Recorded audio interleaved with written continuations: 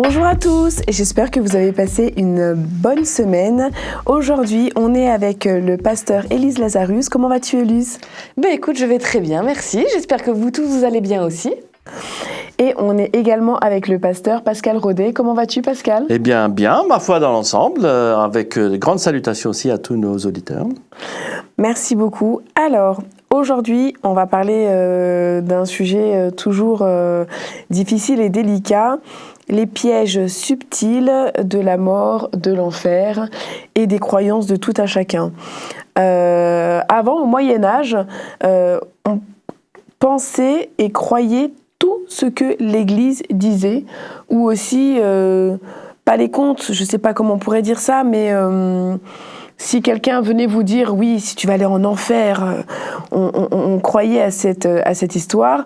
Il y a des gens aussi qui croient en la réincarnation, il y a des gens qui pensent que vous allez vous réincarner dans une plante, dans un cheval, dans un âne.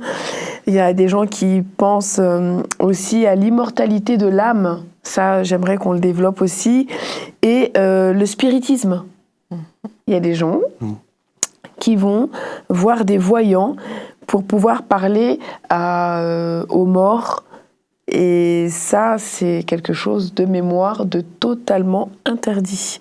Ça ne veut pas dire que ça n'existe pas, mais la Bible, je pense, le déconseille fortement. Et on va commencer avec un texte,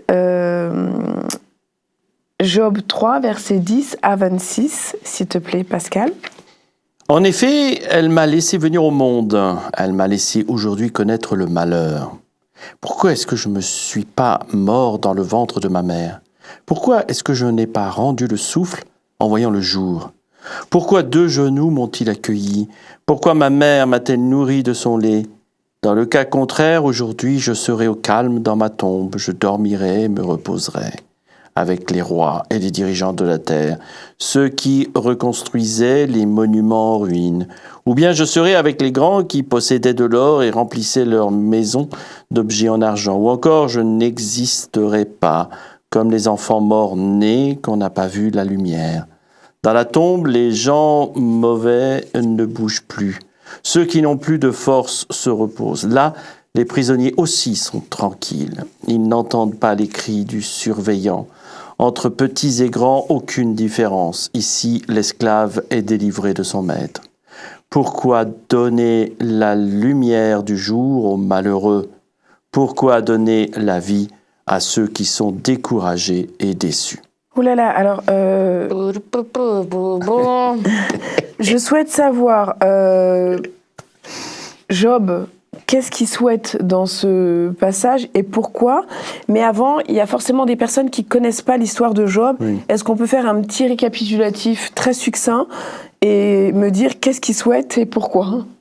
Alors en effet, c'est peut-être plus important de raconter un peu l'histoire rapidement de Job. Job est un livre de l'Ancien Testament qui raconte la vie d'un homme qui est tombé dans le malheur. De riche il était, avec des enfants d'ailleurs, une femme, des enfants, à malade, pauvre, ses enfants sont morts, il est dans une détresse absolue. C'est un moment très difficile pour lui. Bref, comme parfois on peut le vivre, nous, dans notre vie de tous les jours, où d'un seul coup, tous les malheurs arrivent en même temps. Et c'est le cas de Job. À un tel point que non seulement la souffrance physique, la souffrance morale, physique parce qu'il est malade, il a des mangeaisons, des boutons, des trucs qui sortent de son corps, à morale en ayant la perte de ses enfants, de toute sa propriété, et des amis et une femme qui ne sont pas tout à fait là pour l'encourager d'ailleurs. Avec des amis comme ça, t'as plus besoin d'ennemis. Hein. Non. Le moral continue à descendre à niveau moins. Donc voilà, ça c'est l'histoire de Job et c'est écrit d'une façon explicative sur la situation des uns et des autres. Et c'est Job qui s'exprime là à un moment donné de cette dépression, on va dire. En tous les cas, un questionnement important pour lui en se disant mais pourquoi ce malheur ? mais que souhaite-t-il exactement là, à l'instant T? Alors, soyons clairs, là, à l'instant T, il veut mourir. Mais on peut tortiller, on peut mettre des coups de pinceau dessus pour dire autre chose. Job, là, il n'en peut plus, il veut mourir. Et on peut parler de suicide? Je ne sais pas si on peut parler de suicide parce qu'il ne passe pas à l'acte. Il ne dit pas « je vais prendre ma propre vie ». Par contre, il est dans ce questionnement de dire... Et puis, il attaque Dieu en disant « pourquoi tu me donnes la vie si c'est pour qu'elle soit aussi affreuse ?» C'est ça. Et je pense que toute personne qui est vraiment passée par des souffrances très fortes, qu'elles soient physiques avec des maladies vraiment douloureuses, ou morales, parce qu'on a dit, ses amis, sa femme, ils lui disent « si t'es malade, c'est ta faute ». Les gens avaient cette idée à l'époque que si ta vie était difficile, si tu étais malade, si tu avais une infirmité, c'est que tu avais dû commettre un péché quelque part et que Dieu te punissait. Donc, imagine, il sait qu'il s'est bien conduit. Il dit aux gens, mais c'est pas juste ce qui m'arrive. Et tout ce qu'on lui renvoie, c'est si c'est ta faute. Il sait plus vers qui se tourner. Il a mal tout le temps. Sa propre femme lui dit, t'as qu'à maudire Dieu et mourir. Tu imagines, la personne qui est censée passer sa vie avec toi te dit ça. Elle est en train de lui dire, j'aimerais mieux que tu sois mort. Et là, il est au bout du rouleau et il dit, je préférerais en finir. Je préférerais que Dieu ne m'enlève la vie et que, paf, je tombe mort. Alors, je ne sais pas si on peut parler de suicide, mais en tout cas, de pensée suicidaire, oui. Et qu'est-ce qui nous laisse à penser sur l'état des morts et sur ce que la mort elle-même? Alors dans ce livre, dans ce passage-là, pas grand-chose si ce n'est quelques éléments, en effet, où il rajoute le fait que j'aurais préféré ne pas être vivant, puisque de toute façon, même les morts n'ont plus d'action, ne voient plus, etc. Donc, pour lui, il se disait, mais c'est presque le paradis quoi, en ce moment, parce qu'ils n'ont plus de souffrance. Il n'y a plus rien. Hein, c'est ce qu'on peut voir dans verset 17, dans la tombe, les gens mauvais ne bougent plus. Donc ça veut dire que voilà, ceux qui étaient mauvais, même eux, c'est plus avantageux pour eux d'être morts, puisqu'ils ne bougent plus, il n'y a plus rien. Hein. C'est que ceux qui n'ont plus de force se reposent. Voilà, c'est bon. Et c'est à la fois intéressant de voir cette souffrance de Job qui se dit, même les plus mauvais, la mort c'est mieux parce qu'il n'y a plus rien. Donc ça, c'est un état des morts dans la tête de Job qui est clair, quoi. Il n'y a plus d'action, il n'y a plus rien, il n'y a plus de possibilités. Est-ce que ça voudrait dire qu'on pourrait pas comprendre, enfin peut-être comprendre mais pas accepter, qu'il y ait des gens qui en viennent au suicide malgré les croyances, malgré un espoir? Ah mais c'est clair, à un moment donné, pour certains, la souffrance est tellement grande et importante qu'on se retrouve un peu dans la même pensée que Job. Au moins, si je meurs, j'aurai plus de soucis, on ne me fera plus de remarques, tous ceux qui sont autour de moi, comme ils sont tous méchants, c'est un peu la pensée des personnes qui sont en tendance suicidaire, au moins je les aurai plus, donc ce sera fini, et donc autant que j'en finisse moi-même si quelqu'un n'arrive pas à me donner la mort. Et donc le suicide, oui, c'est un peu ça, c'est ce côté-là où il n'y a plus du tout de possibilité de ma part de me battre face aux difficultés. Je suis anéanti. Le sujet, le suicide est un sujet difficile dans les milieux religieux. Parce qu'il va s'affronter deux choses. D'un côté, les gens vont dire, quand tu crois en Dieu, quand tu considères que la vie est un cadeau de Dieu, tu veux la défendre et donc enlever ta propre vie, ce serait ne pas respecter Dieu. J'entends ça, je suis capable de l'entendre. Maintenant, et de façon très personnelle, je pense être une personne plutôt positive dans la vie. Voilà. Il y a quelque temps, pour des problèmes de santé tout à fait hauts, j'ai dû prendre un médicament où parmi les effets secondaires listés, il y en avait un tout petit, écrit un tout petit comme ça, possibilité de pensée suicidaire. Et moi, je me suis dit, ça m'arrivera jamais. Je me connais, moi, j'ai peur de rien. Puis j'ai une belle vie, j'ai pas de raison de. Et ben les effets secondaires, c'est méchant. Et pour la première fois de ma vie, j'ai eu des pensées suicidaires, qui n'avaient rien à voir, même pas avec une souffrance particulière ou ma situation, qui était là induite chimiquement. Je suis beaucoup plus... je fais beaucoup plus attention à ce que je dis maintenant sur ces sujets-là, que, alors que c'est juste chimique, ça m'est arrivé.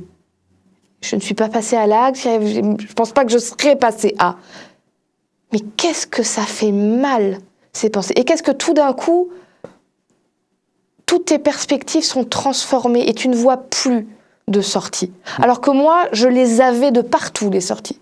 Alors je me dis, pour des gens où c'est pas juste une question de médicaments, parce qu'il y a certains pour qui c'est au niveau de la chimie de leur cerveau, il y a certaines personnes dépressives, c'est au niveau de leur cerveau quelque chose de chimique qui ne se fait pas, et il faut des médicaments pour que ça y soit, sinon ils auront des pensées suicidaires et ils n'y peuvent rien. Pour des gens qui ont mal tous les jours, et qui se disent, je peux pendant 30 ans avoir mal tous les jours, et ma seule solution, c'est de m'abrutir de médicaments, où j'arrive à peine à dire bonjour aux gens autour de moi, tellement je suis presque plus là. Pour des gens qui ont vécu des situations traumatiques et traumatisantes au point où ils se sentent complètement détruits, je serai très prudente sur ce que je me permets de dire, sur ce qu'ils ressentent et sur ce que Dieu pense s'ils en arrivent à avoir des pensées suicidaires ou même de passer à l'acte. Je suis très contente de ne pas être Dieu, parce que moi, je ne serais pas capable de regarder ça. La seule chose que je peux dire, c'est j'ai assez confiance en Dieu pour me dire c'est un Dieu tellement rempli d'amour, de compassion, de compréhension et en même temps de justice que je lui fais confiance que lui saura prendre les bonnes décisions. Mais moi, qui je serais pour juger la souffrance de ces personnes-là?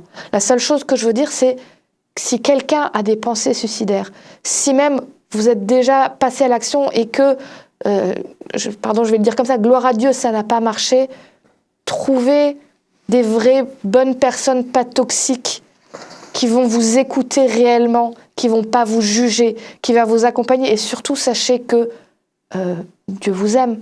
Dieu vous aime vraiment. Et que même si vous avez essayé et que ça n'a pas marché, il vous aime quand même. Vous n'êtes pas coupé de lui. Vous ne l'avez pas insulté. Il veut être avec vous. Il veut essayer de parler à votre corps pour vous aider à sortir de ce lieu très, très, très, très sombre où vous êtes là. Et je suis un peu émue, pardon, en le disant, mais ça m'arrache tellement le cœur de voir des personnes qui peuvent en arriver à ressentir ça. C'est tellement inacceptable dans le sens où ce monde est inacceptable de vous faire vous sentir comme ça. Donc sachez que vraiment, vous avez un Dieu pour qui vous êtes important, par qui vous êtes aimé vraiment, complètement, et qui vous oubliera à aucun moment. Alors Élise, c'était très poignant et pour appuyer tout ça, est-ce que je peux te demander de lire 1 Samuel 28 à partir du verset 3 à 8, s'il te plaît? Bien sûr. Quand Samuel est mort, tous les Israélites ont fait pour lui les cérémonies de deuil. Ils l'ont enterré dans sa ville à Rama. Saül a interdit dans le pays la coutume d'interroger les morts et de prédire l'avenir. Un jour, les Philistins rassemblent leurs troupes et installent leur camp près de Shunem. Saül aussi rassemble l'armée d'Israël et les Israélites s'installent au mont Gilboa. Quand Saül voit le camp des Philistins, il a très peur et il commence à trembler. Il consulte le Seigneur, mais le Seigneur ne lui répond pas, ni en rêve, ni par les objets sacrés du prêtre, ni par un prophète. Alors Saül donne cet ordre à ses serviteurs. « Cherchez-moi une femme capable d'interroger les morts. Je vais aller la consulter. » Ils lui répondirent « À Endor, il y a une femme qui interroge les morts. » Sans parler bibliquement, même si c'est le sujet, j'aurais trop peur de faire appel à quelqu'un pour parler à un mort. Enfin, faut avoir du courage quand même pour faire ça. Mais déjà, je trouve que c'est un peu de la folie, mais c'est interdit bibliquement. Qu'est-ce que vous pensez de ça? Alors pourquoi est-ce que c'est interdit bibliquement? D'abord, la Bible dit les morts, on ne peut pas leur parler. Parce que si tu es mort, on l'a vu tout à l'heure, hein, tu dors, tu ne sais pas ce qui se passe, donc on ne peut pas venir te parler. Donc, plusieurs possibilités, suivant là où on en est. On peut dire, il y a des gens, c'est des escrocs, et ça existe, hein, des gens qui font croire qu'ils peuvent parler avec les morts pour profiter de personnes qui sont en deuil, qui sont en état un peu de difficulté, qui cherchent des conseils, qui seraient prêts à s'accrocher à n'importe quoi, et ou alors on leur pique tout leur argent, ou on leur fait faire des choses qu'en temps normal ils ne feraient pas. Ou alors, il peut aussi, et c'est le cas pour Saül, avoir des forces du mal qui se feront passer pour des morts qu'on a aimés pour nous donner des conseils terribles. Et là, entre autres, Saül, il vient de perdre quelqu'un qui était un grand prophète, quelqu'un qui a été avec lui, il a accompagné Saül, c'est lui qui l'a fait roi. Saül était un roi, et ce prophète Samuel, c'est celui qui lui a dit « Toi, tu seras roi » et qui lui a donné des conseils. Il était important. Saül là a peur. Il sait qu'avec Dieu, ça va pas très bien en ce moment. Donc, il va aller contre ses propres règles parce qu'il est complètement perdu. Il va voir cette femme qui prétend pouvoir voir les morts. Et là, moi je suis persuadée, c'est des forces du mal qui se mettent en place parce que Saül voit quelqu'un apparaître où il croit reconnaître Samuel. Et ce que ce faux Samuel lui dit, ce que ce faux Samuel va lui dire, c'est de toute façon, c'est fichu pour toi. Dieu ne veut plus de toi. Tu es perdu. Et les résultats, c'est que Saül va aller à la guerre. Et quand ça va mal se passer, persuadé que Samuel, qu'il aimait, lui a dit « Dieu, de toute façon, ne veut plus de toi », il va se suicider en se jetant sur son épée. Pascal, que penses-tu de tout ce qui est nécromancien, la magie, tout ce qui est occulte et non toi ce que tu en penses, mais que dit la Bible? Ça rejoint un peu ce que disait Élise tout à l'heure, tout ce qui tourne autour d'une recherche de discussion avec les morts, avec une magie un peu bizarre dans ce domaine-là, ou magie tout court d'ailleurs, ça va pas du tout avec les termes de la Bible. C'est-à-dire que il y a ici des étapes que Dieu n'autorise pas à utiliser parce qu'on rentre dans un autre monde, le monde du diable et de tout ce qui est du méchant. Et donc forcément, l'appel des morts sous toutes ses formes est quelque chose qui est impossible d'exister puisque l'état des morts pour nous, on l'a vu, il n'y a rien qui se dit, comme Élise l'a rappelé, mais aussi c'est se tourner contre Dieu dans cette question-là, puisque l'avenir c'est Dieu. Mais si on demande l'avenir chez les morts, c'est aller à l'encontre de la volonté de Dieu. C'est se dire, plutôt que d'aller voir Dieu, je vais voir ceux qui je connais, c'est peut-être plus sûr. Mais c'est là le problème. C'est aussi cet aspect-là que la Bible est en train de dire.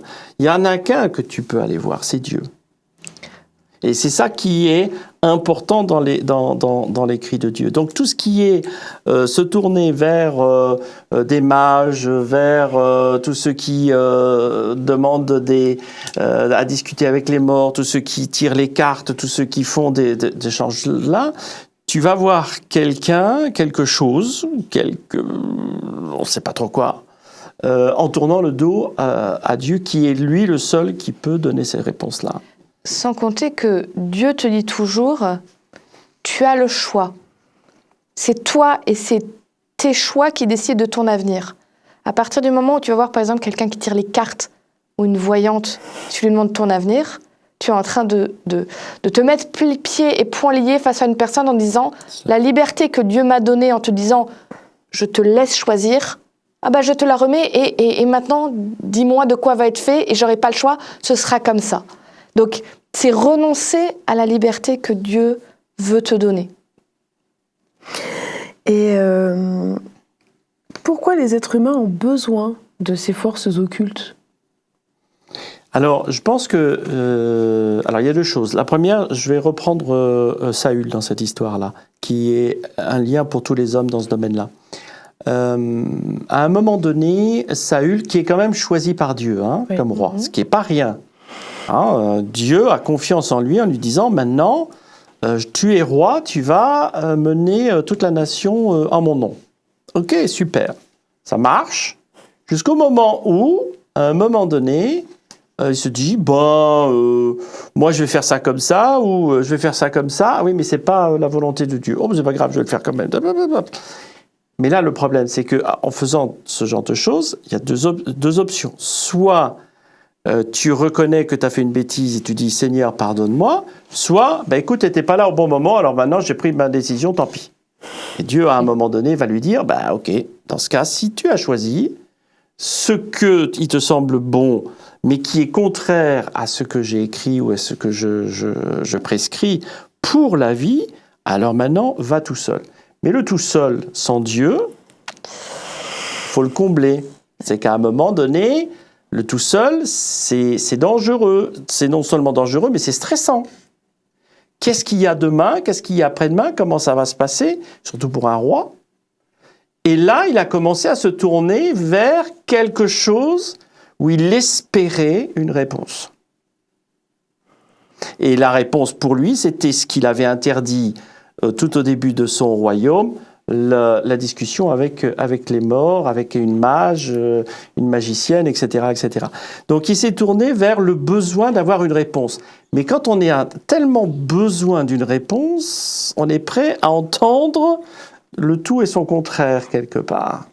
Et c'est ça un peu la difficulté de l'être humain. C'est-à-dire qu'à un moment donné, et c'est là un peu la deuxième chose de l'être humain, c'est que pour avancer, et j'ai l'impression que pour faire un bon choix, il faut que je sache ce qui va se passer demain. Mais le demain, c'est toi qui le fais, c'est toi qui vas choisir, c'est toi qui vas orienter comme tu le souhaites. C'est ça la liberté que Dieu te donne. C'est pas de savoir comment ça va se passer pour que je prenne ce choix-là ou pas. C'est quel choix il te semble le mieux pour que demain tu agisses sur l'avenir et pas l'inverse. Et c'est ça qu'il faut comprendre en tant qu'être humain. Et c'est pour ça que Dieu dit, mais non, ne va pas voir les autres pour savoir comment ça va se passer demain, ça ne sert à rien. Sinon, tu vas être enfermé, comme disait Élise. Mais du coup, j'ai une dernière question avant la conclusion. Une avant-dernière question. Est-il possible de croire à toutes ces sciences occultes et ne pas croire en Dieu? Oui, bien sûr. Tu as plein de sciences occultes qui existent, qui vont parler de divinités ou de puissances qui sont dans la terre, dans l'eau, dans les esprits, les ancêtres, etc., et qui ne mettent pas Dieu dedans. Après, tu as aussi, et c'est peut-être moi ce que je trouve le plus dangereux, des mélanges, des gens qui ont pris un peu des choses des chrétiens, un peu de ce qui existait à côté, on appelle ça le syncrétisme. Voilà, c'est quand tu prends, tu mélanges, tu fais et tu ressors, et tu l'as beaucoup, par exemple, dans le vaudou. Au départ, c'était complètement en dehors, et puis ils ont mis du christianisme dedans aussi. Certains mélangent les deux. Ça donne aussi des fois des prières à des saints avec des choses à faire pour qu'il y ait de la magie blanche et on voit des apparitions. Ça reste de l'ésotérisme aussi. Tu disais tout à l'heure, est-ce que les êtres humains en ont besoin? Non, ils en ont pas besoin. Mais c'est plus facile.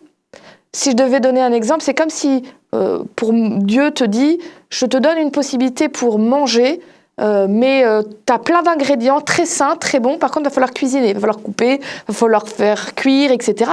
Et par contre, ce que tu auras, ce sera bon, ce sera sain, ce sera nutritif et ce sera en quantité suffisante. Tu sais que c'est bien, mais ça demande un peu d'effort.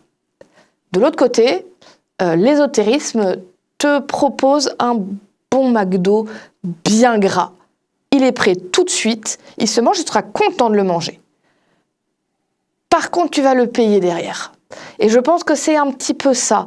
C'est-à-dire que la vision que Dieu te propose de la vie, de la mort, de la vie éternelle, c'est pas la plus facile.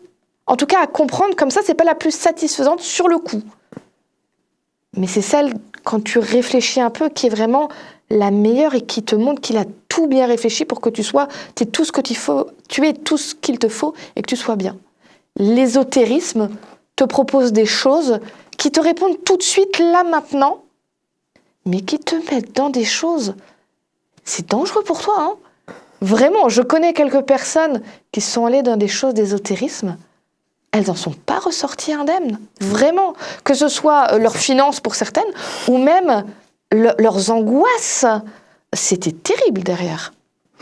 Et du coup, en conclusion, et je vais vous demander de m'aider à faire cette conclusion, en quoi le christianisme apporte-t-il la meilleure réponse ?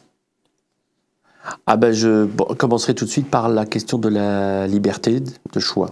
C'est-à-dire que le christianisme, Dieu te dit, voilà, je mets devant toi la vie et la mort. Choisis la vie. Voilà la parole de Dieu. Mais quand il dit choisis la vie, c'est donc dans ta vie de tous les jours, choisis de faire ces choix positifs. Ces choix qui sont dans l'ordre de la création de Dieu, dans l'ordre du respect, de l'amour avec Dieu, etc. C'est ça la question importante de la christianisme. Il dit pas, je vais te montrer ce qui va être de ta vie et tu vas pouvoir le suivre. Non, c'est pas ça. C'est tu vas créer ta vie au travers des choix que tu vas faire.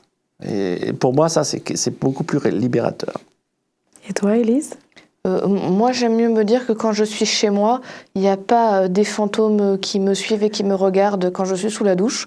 Donc je vis beaucoup mieux en sachant que les morts, ils sont en train de dormir gentiment et que ce que j'ai aimé, je les retrouverai, et ce que j'ai pas aimé, ils traînent pas dans les couloirs à me suivre.